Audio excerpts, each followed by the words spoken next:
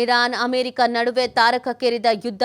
Iran military ನೌಕೆ ಮೇಲೆ America attack ಮಾಡಿದೆ.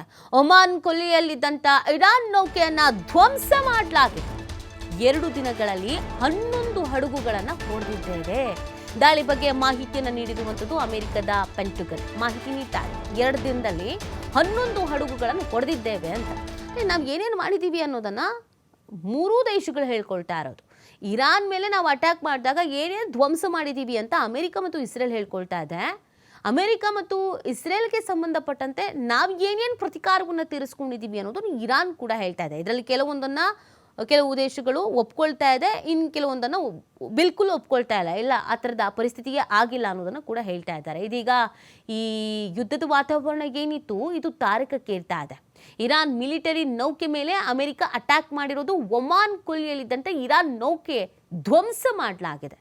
ಮತ್ತೆ ಲೆಕ್ಕ ಕೊಡ್ತಾ ಇದ್ದಾರೆ, 2 ದಿನದಲ್ಲಿ 11 ಹಡಗುಗಳನ್ನು ನಾವು ಹೊಡೆದಿದ್ದೇವೆ ಅಂತ. ದಾಳಿ ಬಗ್ಗೆ ಮಾಹಿತಿಯನ್ನು ನೀಡ್ತಾ ಇರೋದು ಅಮೆರಿಕದ ಪೆಂಟಗನ್.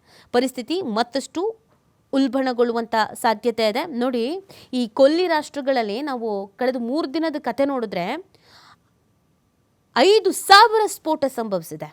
ಇರಾನ್ನಲ್ಲೇ 555 ಜನ ಸಾವನ್ನಪ್ಪಿರೋದು. ಇರಾನ್ ಮೇಲೆ ದಾಳಿ ಆರಂಭವಾದ ಬಳಿಕ ಇಲ್ಲಿವರೆಗೂ ಆ ದೇಶಗಳ 600 ಗುರಿಗಳ ಮೇಲೆ 2,500 ಬಾಂಬ್ ದಾಳಿ ಮಾಡಿರೋದಾಗಿ ಇಸ್ರೇಲ್ ಹೇಳ್ಕೊಂಡಿತ್ತು. ಅಮೆರಿಕನೂ ಕೂಡ ಇದೇ ರೀತಿಯಾಗಿ 1000 ಬಾಂಬ್ ಬಳಸಿದೆ ಅಂತ ಹೇಳ್ತಾ ಇದೆ.